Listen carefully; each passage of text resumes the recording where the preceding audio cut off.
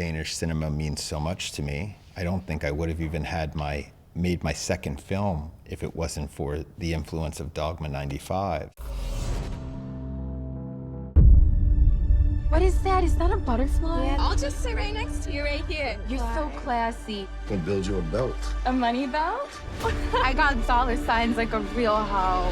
No, but you're manifesting with those. Anora won the Palme d'Or in Cannes earlier this year. Yes. As the first American film in more than a decade. Yeah. Have you given thought to how the European audience would receive the film compared to an American one? Yes, I think about that, especially now that the film is rolling out throughout Europe and the world. And I've been pleasantly surprised that it's been this a really nice, audiences have embraced it around the world. But yeah, I did wonder, it's very American. It's definitely, it has even very specific New York slang in the movie. But it also seems to be obviously a very universal film with with 3 different languages involved, and I think with universal themes. One thing specific, the song, the one that we basically use as an anthem for the film, Take That's Greatest Day. It was a big hit in almost everywhere around the globe except for the US. So it definitely plays differently in places that had that song always playing on the radio. In the US, it's very much, people are just discovering that song for the first time. But in places where it was on the charts, I think the movie plays a little differently, in a good way. And I'd like to talk a bit about the use of humor in this film, because it's really funny. Thank you. Thanks. I loved a lot in it. Could you talk a bit about your thoughts regarding the humor, and especially this, holding on to a shot for a very long time? Well, my films are always trying to tackle stories about life. They're trying to tackle life, right? And what is life? It's a combination of comedy and pathos.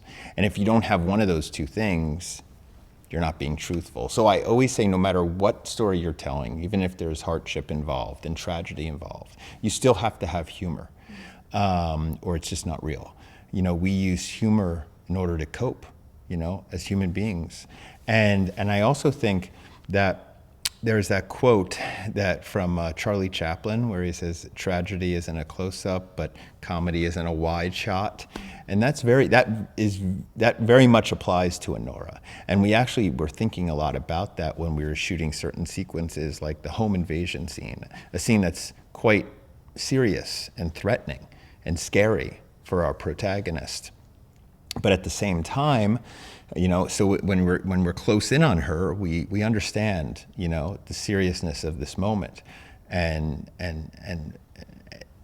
but when we're in a wide, we see what's going on, and these 3 goons not being able to control the situation, and her really holding her own physically against these guys, and how absurd the situation is, and that's why it's funny.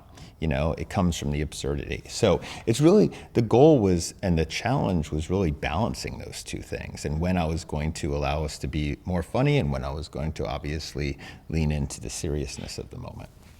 I'd also like to talk about, there's been a lot of talk recently about how modern American cinema is becoming sexless, which of course is not the case with Anora. Why, in your opinion, are we seeing this development, and why is it important to keep sex in cinema?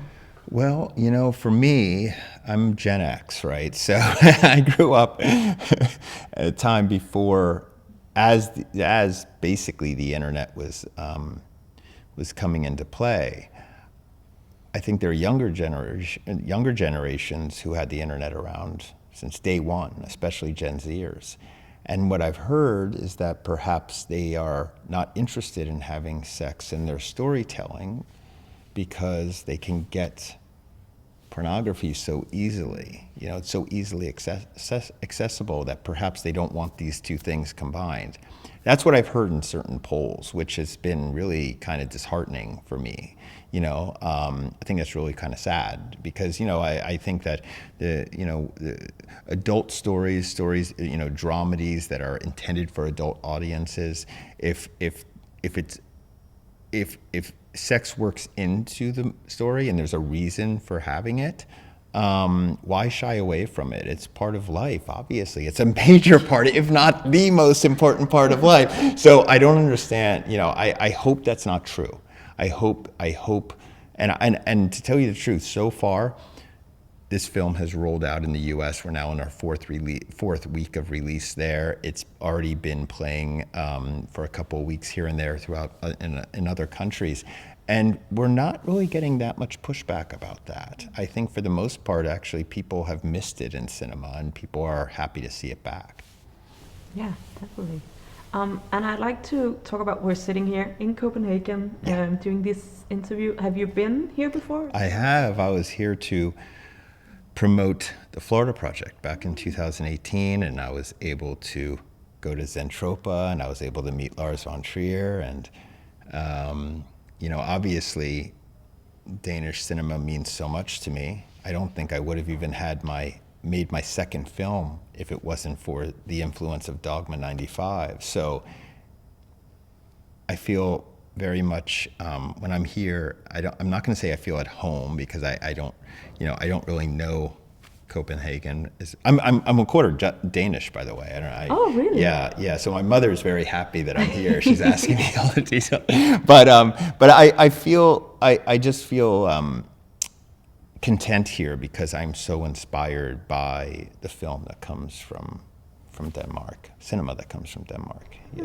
What do you have any specific directors, specific films? Well, it was Lars von Trier's The Idiots that really, I love all of his films, but it was that one in particular that gave me a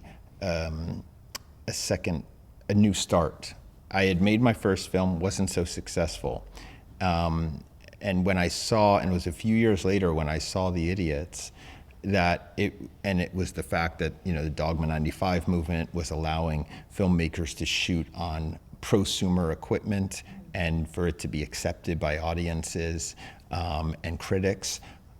That was the thing that allowed me a second start, like a second, to start over in many ways. And that's how I made my second film. It wasn't a Dogma film, but it came very close in terms of following the rules and all.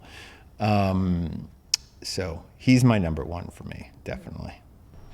Amazing. But Thomas Vinterberg, obviously, Nicholas Winding Refn, and many, many others.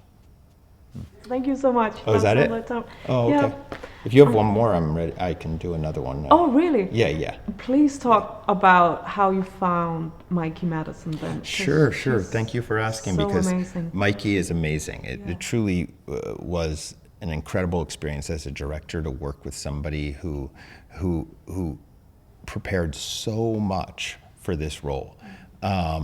4 months of pole dancing lessons to physically transform herself.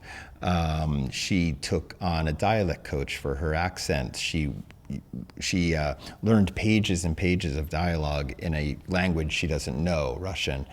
And also, we had consultants, sex worker consultants on this film, and she worked one-on-one with them.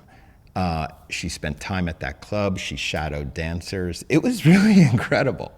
But how she came on board, I saw her in Once Upon a Time in Hollywood, and I was blown away by her performance. Even though has a small role as one of the Manson girls in the last 15 minutes of the movie, I thought she stole the last 15 minutes of the film. And so as somebody who casts my own films, I always have like a mental file of actors I may want to work with someday. And then 2 or 3 years later, when we were moving forward with Anora, and I knew I had to start looking for my Annie, we just happened to go see Scream opening weekend. And I was sitting there in the theater seeing her, and it was a combination of those two performances and her very, I think, unique physicality and presence on screen, I turned to my wife, Samantha Kwan, who also produced the film, and I said, we're calling her agent the second we step out of the theater. And we did, and we had a meeting with her. We really connected. I realized that she was in no way typecast. If you meet her in person, she's actually very reserved, very quiet, a little shy, you could say. We bonded over the love of the same movies and stuff like that. And I said, if you'd like this role, it's yours. And she said, yep. And I said, okay, now I'm gonna go and write the screenplay. Because I only pitched her the idea. And I was able to, for the next year, it took me a year to write it, write with her face in mind and her voice and hearing her say these lines. So it was really nice to have Mikey pre-cast. As a screenwriter, I think it really changed the way I approached the writing of that character and fleshing out the story. Amazing. Thank you so much. I am Yvonne's wife!